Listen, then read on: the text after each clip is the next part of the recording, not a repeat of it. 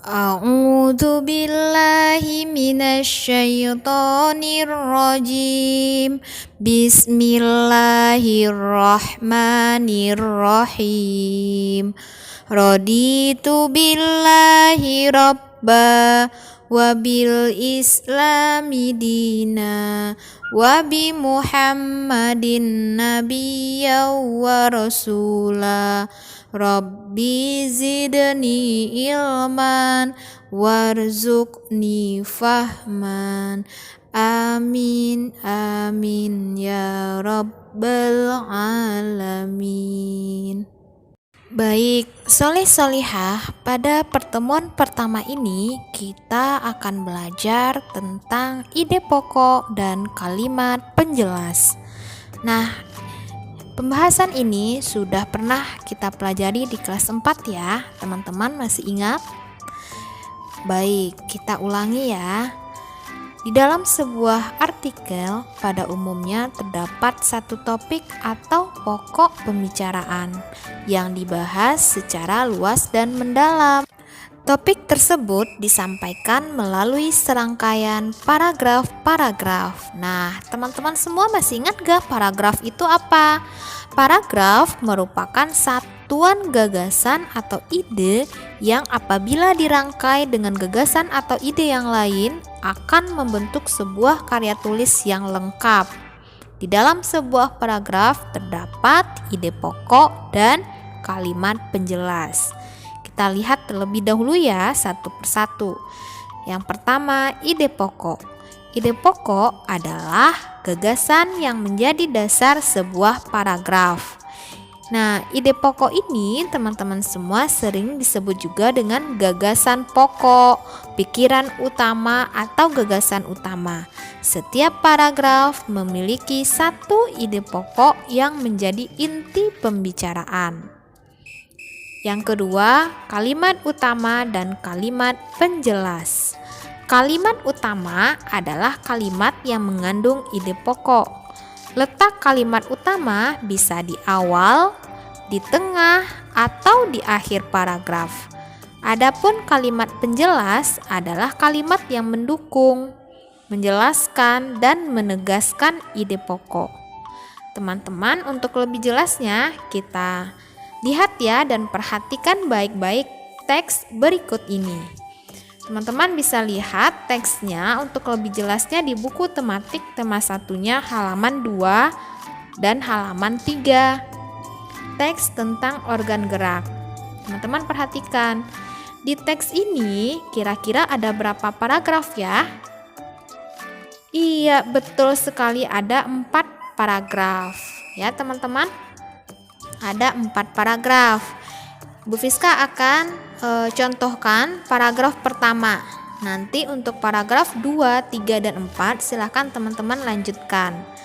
Untuk paragraf pertama kita perhatikan baik-baik. Kita baca terlebih dahulu ya. Organ gerak. Salah satu ciri dari makhluk hidup adalah kemampuannya untuk bergerak. Hewan dan manusia dapat berpindah tempat dengan gerakan berjalan, berlari, melompat, berenang, merangkak, ataupun terbang. Semua itu terjadi karena adanya sistem gerak. Sistem gerak merupakan organ-organ yang mendukung tubuh dalam melakukan gerakan. Sistem gerak inilah yang membuat manusia hampir dapat melakukan semua aktivitas seperti berjalan, berlari, melompat, menari, dan lain-lain. Nah, itu adalah paragraf 1. Teman-teman silahkan perhatikan, kira-kira mana ya yang ide pokok dan mana kalimat penjelasnya. Kita ingat kembali ya, kalau ide pokok itu apa tadi? Gagasan yang menjadi dasar sebuah paragraf, yang menjadi inti dari paragraf tersebut apa yang menjadi inti pembicaraannya. Iya, betul sekali. Paragraf pertama itu ide pokoknya adalah salah satu ciri dari makhluk hidup adalah kemampuannya untuk bergerak. Oke, jadi itu ide pokoknya ya pada paragraf 1. Kemudian kita lanjut kalimat penjelas. Teman-teman perhatikan kalimat penjelasnya yang mana? Kalimat penjelasnya adalah kalimat yang mendukung, menjelaskan dan menegaskan ide pokok. Jadi kalimat penjelas itu setelah kalimat utama, setelah ide pokok tadi. Ide pokok kan salah satu ciri dari makhluk hidup adalah kemampuannya untuk bergerak. Berarti kalimat penjelasnya yang selanjutnya, hewan dan manusia dapat berpindah tempat dengan gerakan berjalan, berlari, melompat, berenang, merangkak, ataupun terbang. Semua itu terjadi karena adanya sistem gerak. Sistem gerak merupakan organ-organ yang mendukung tubuh dalam melakukan gerakan. Nah, itu merupakan kalimat penjelas pada paragraf 1.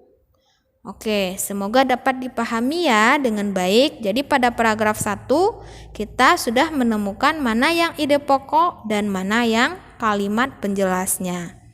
Nah, selanjutnya silahkan teman-teman perhatikan paragraf 2, paragraf 3, dan paragraf 4-nya.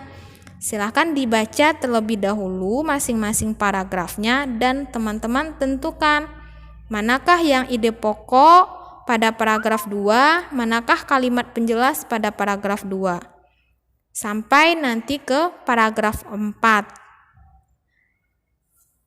Silahkan tugasnya ditulis di buku tulis untuk paragraf 2, paragraf 3, dan paragraf 4-nya ya.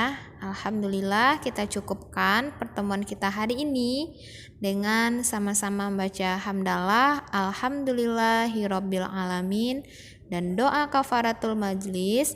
Subhanakallahumma wa bihamdika asyhadu alla ilaha illa anta astaghfiruka wa atubu ilaik. Assalamualaikum warahmatullahi wabarakatuh.